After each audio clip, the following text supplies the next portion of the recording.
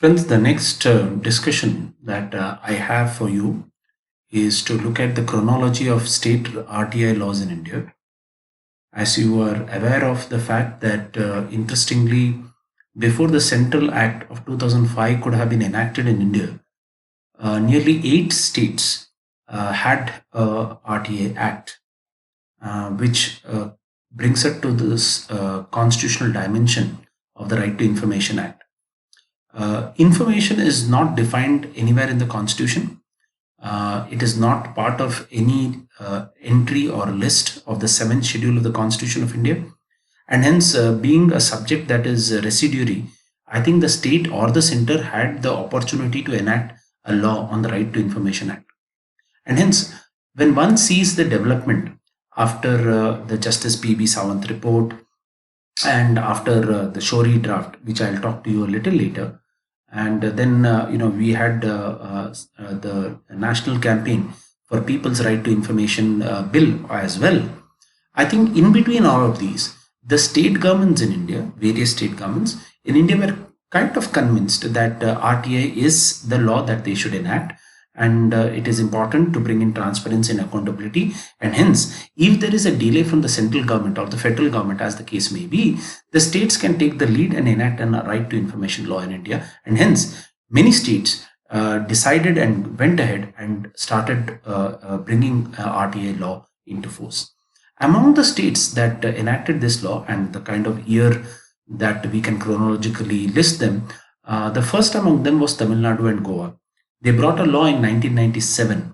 In fact, in Goa, the story goes that the Goa government, came to know what was happening at the press council, and the Justice P.B. Sawant draft bill was also there. So Goa thought that as a progressive state, it should take the lead in enacting an RTI Act, and hence they called the local pressmen in Goa, and then they asked these pressmen to draft a legislation for the state of Goa, and after which the Goa Assembly decided to go ahead and pass a law on the Right to Information Act. The same news happened with Tamil Nadu as well.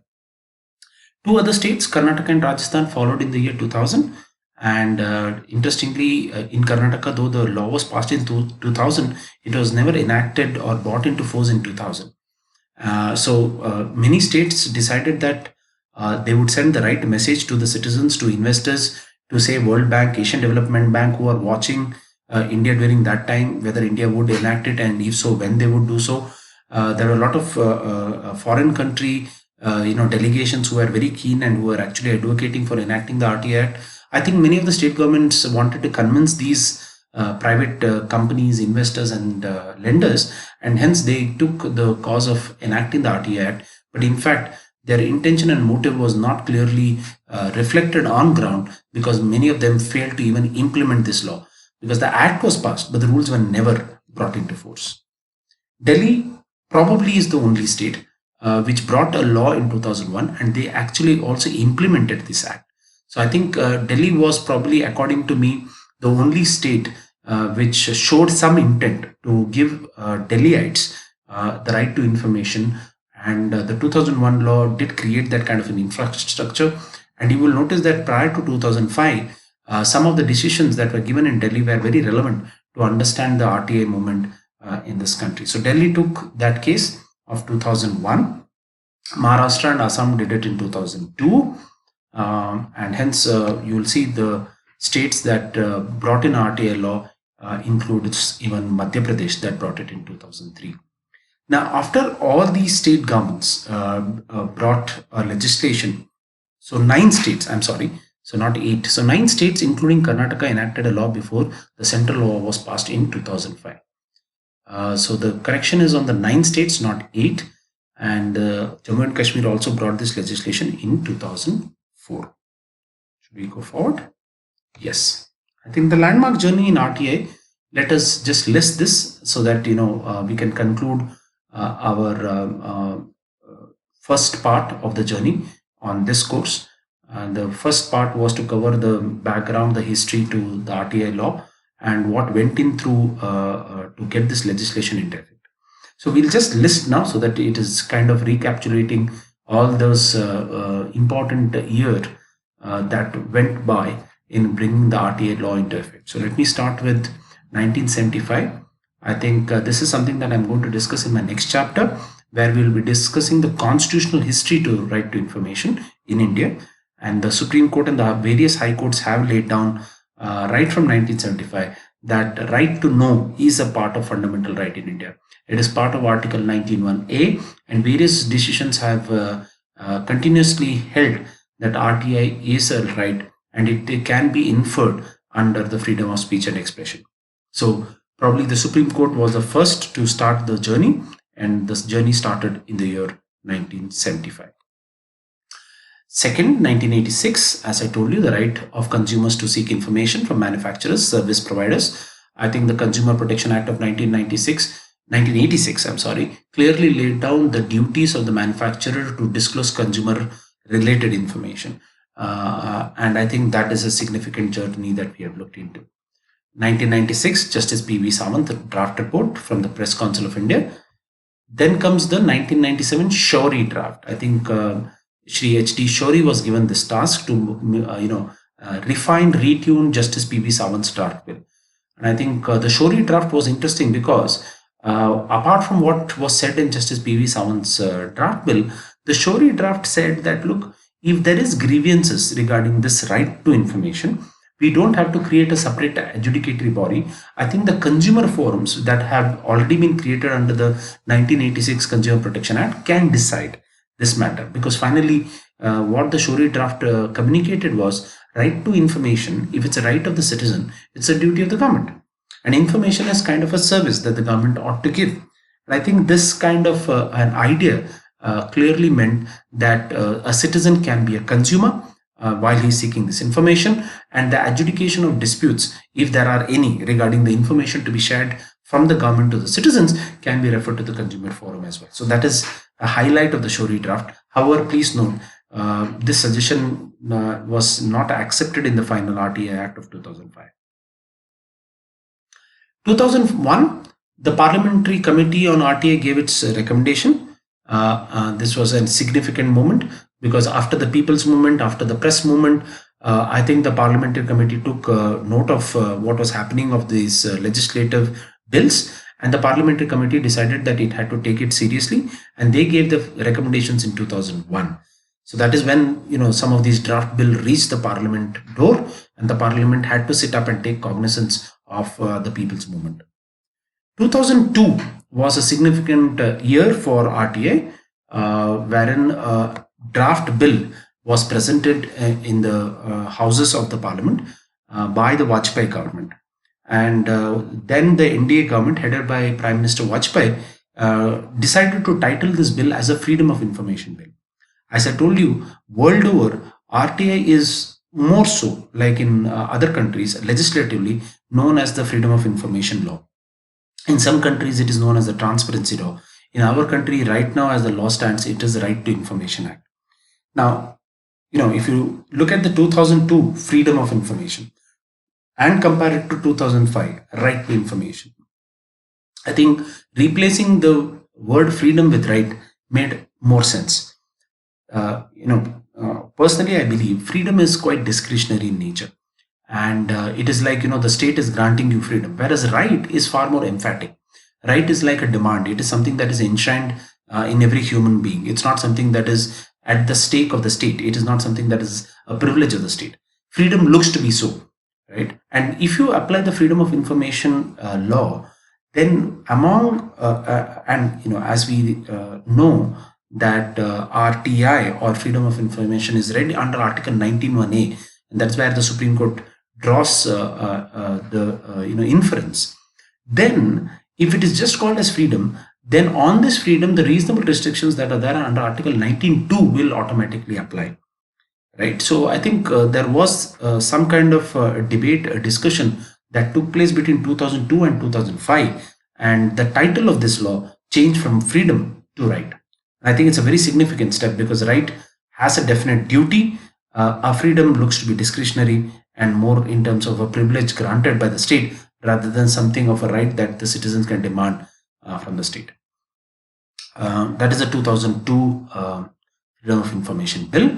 Then came 2004. I think it's an important landmark in the RTA journey, significant landmark, because by this time the government kind of changed, was about to change, because you had the UPA 1 government under Prime Minister Manmohan Singh coming into place. But by this time, the People's Campaign for Right to Information, or what we call as the National Campaign for People's Right to Information, NCPRI, which had Aruna Roy, Arvind Kejriwal, Shekhar Singh, and others, they prepared a draft bill, which was an improvement of the 2002 Freedom of Information Bill.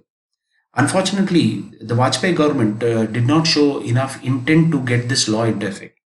They passed in both the houses but did not give it a presidential assent. So the Freedom of Information Bill never saw the light of the day. It was never implemented, it was never enforced, and it expired, unfortunately. And hence in 2004, the NCPRI again, added to the bill. They redrafted the bill, and this was discussed in the National Advisory Council headed by Mrs. Sonia Gandhi.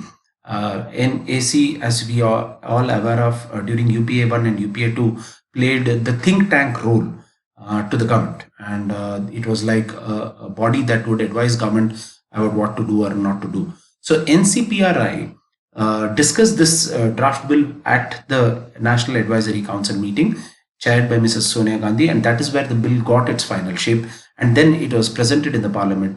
And in 2005, you would notice that the bill got the assent of the President of India after it was passed by the Lok Sabha and the Rajya Sabha. So June 2005, the bill came into being enacted.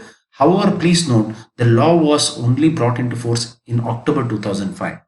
So I would say there were a couple of months for the government to get itself prepared for the law to come into force, from the time it was given a presidential assent to the time it would come into force. So October 2005 happens to be a significant year and month for us to see when the RTA law actually came into force, and that is October 2005. So these are probably the landmark journeys that we can record in the RTA movement, and I think they give you a significant kind of a background of the struggle, of the history, of the genesis of the RTA movement in this country.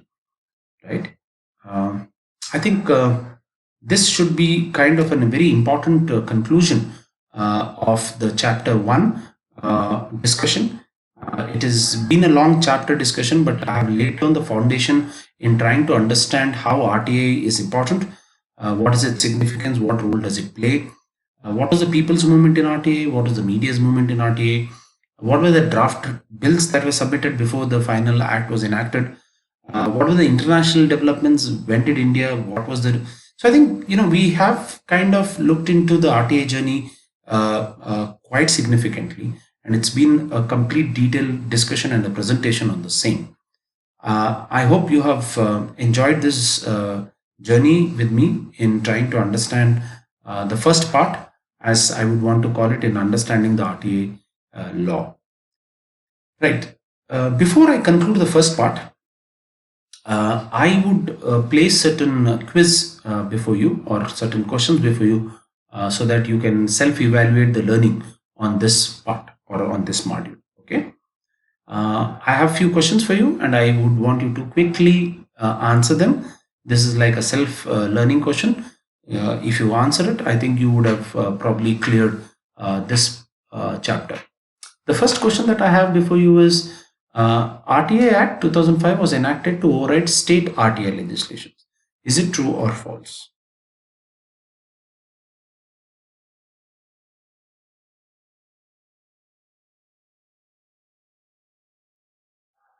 Okay, if you have answered that, I think you should know what this question entitles you to do, right? You would notice that, as I told you, 9 states had enacted a state RTA legislation before the central government decided to bring an RTA Act in 2005. So what happened to those 9 state legislations after the central government enacted the RTA Act 2005? So were all the state legislations overridden? Or do some of the state legislations continue to operate? I think it is an important question for us to understand, right?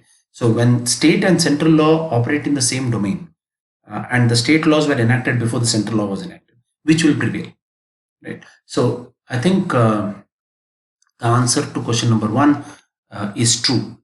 right?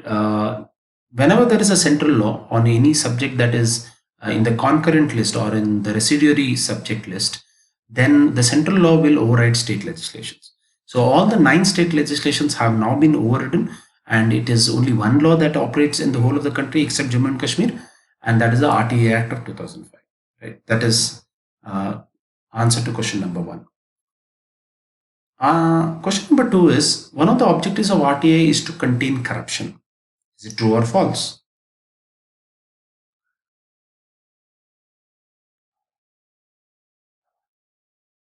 Right. Now, if you answer this as well, uh, the answer is true. It's not the sole objective to contain corruption. RTA is only one of the tools to contain corruption. But one of the objectives of RTA is to prevent corruption. And I think, what does information do? Information gives an open government, a government that is free to interact, exchange, and debate. An open government means there is less amount of secrecy. If there is less secrecy, there would be less corruption. And the answer to question number two is true. Objectives of the RTA Act contain corruption. So that is one of the objectives that are there in the law. Fine. Let's go to question number three. The National Campaign for People's Right to Information was instrumental in bringing the RTA Act 2005. True or false?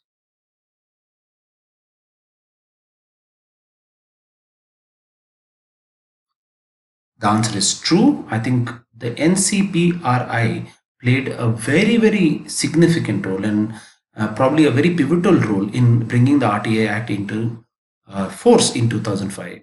If it was not for the National Campaign for People's Right to Information, I don't think the RTA Act would have been enacted in 2005, because the Freedom of Information Bill of 2002 was never brought into force. The government was very reluctant. The government knew that the RTA would be a game changer. The government knew that the RTA will change the way the government was actually functioning. The attitude of the government would have to change significantly from being inward to being outward. And hence, the government and its officers were very reluctant. This was something that they resisted. They were not prepared for the change. But the NCPRI actually brought about that change, and they should get a credit for bringing the RTA Act of 2005. So, answer to question number three is also true. Question number four. Freedom of Information Law was passed in India in 2002. True or false?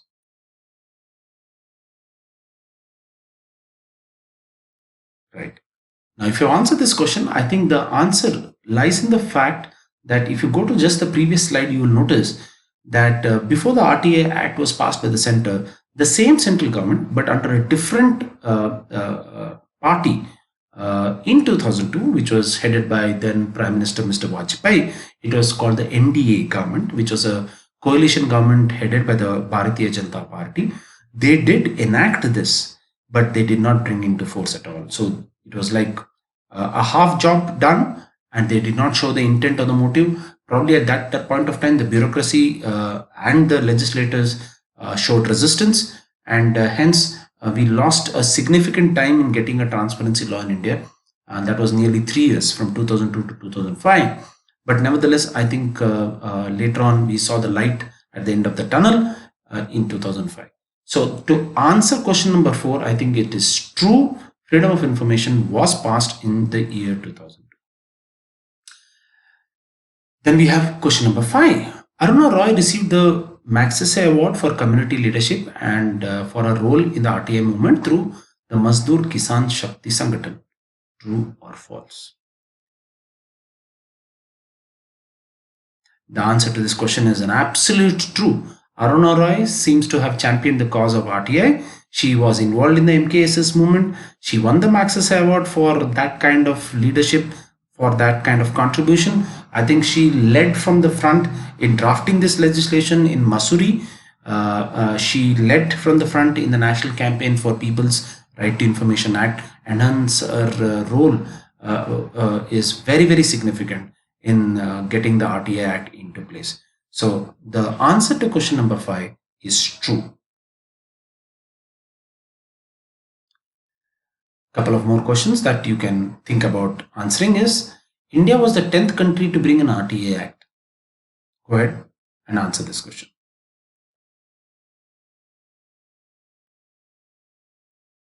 I think you will go and notice all these things.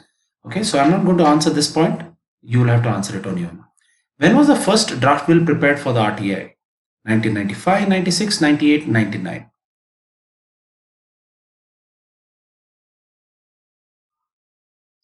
Question number 8. Sweden was not the first country to have a transparency law. True or false?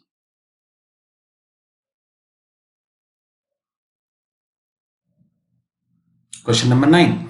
H.T. Shori draft on RTA was prepared in 1997, in which refusal to give information was suggested to be adjudicated in the consumer forums or the consumer courts. True or false?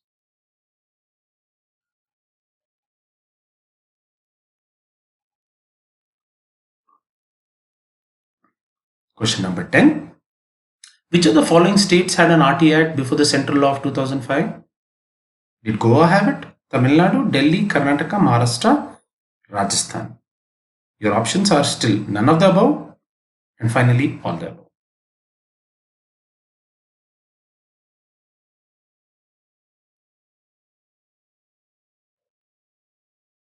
Final. The second Administrative Reforms Commission headed by Veerappa Moily submitted a report, Master Key to Good Governance. Was it related to RTA? If yes, it's true. If not, it's false.